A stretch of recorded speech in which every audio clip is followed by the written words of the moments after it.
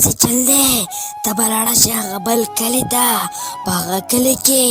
د غرمې ماشومان ګرځي نو هغه د غرمې نه وده کېږي ته به لاړه شې هغه ماشومان به راپټ کې او دلته به یې زه او ته وخورو ډېره زیاته وږې شوې یمه د دې ماشومانو هډو پروا نشته دوی ته خپل مور او پلار وایي چې تاسو د باندې مه ځئ وده شئ د غرمې خو دوی همداسې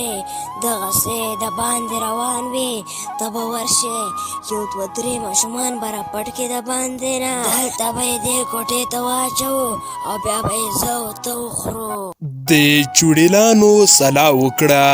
چې دغه ماشومان د باندې ګرځي د غرمې هغوی وده کېږي نه موږ به دغسې چل وکړو چې هغه ټول به راونیسو او دلته به یې راولو موږ به یې دغه کوټې ته واچوو او دلته به یې وخورو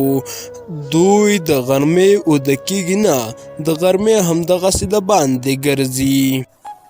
مولې زه د غلمې نه وده کېږم زه بال ځمه د غلمې زه د باندې لوبې کوم بال هېڅ هم نشته د غلمې تاسو وده شئ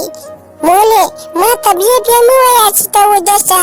زه نه وده کېږم زه د باندې لوبې کوم زه ځم د باندې اوس زه د باندې لوبې کوم ما ته ونه وایه چې ته وده شه زه نه وده کېږم زه خپله لوبې کوم زه ځم یا بچی تا ته پته نشته چې د باندې چوړیلانې روږدې دي تا پسې به راشي تا به وتښتوي او هلته به دې وخوري ته خبر نه یې هلته چوړیلانې روږدې دي ته د باندې مه ځه په دې غرمه کې هغه چوړیلانې ډېرې زیاتې خطرناکې وي نو هغه خو ماشومان نه پرېږدي کوم ماشومان چې ورنۍ کوي او د باندې ځي هغه رانیسي بیا یې ځان سره وړي او خوري یې دغه ماشومه د خپلې مور خبره ونه مني او د باندې لاړه شي د ځنګل په لور ای ماشومه نن خو به دې پرېږدمه نه نن خو به دې خامخا خورم ته پته نشته چې د غرمې څوک د باندې راوځي نو زه به یې خورمه هغه به زه ژوندی نه پرېږدمه د غرمې چې څوک د باندې راوځي نو له هغه به زه سر خورم هغه به زه ژوندی نه پرېږدم هغه به زه خامخا خورم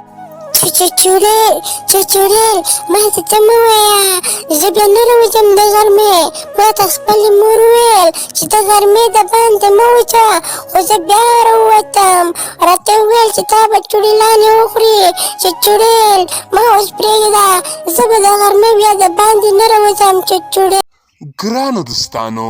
که تاسې دغسې کارتوني ویډیوګانې لیدل غواړئ نو هیله ده چې زموږ یوټیوب چینل در سره سبسکرایب کړئ او په څنګ کې د بیل نشان باندې کلیک وکړئ چې تر څو زموږ هر نوې ویډیو تر ټولو تر مخه تر تاسو در ورسیږي له لیدلو مو ډیره زیاته مننه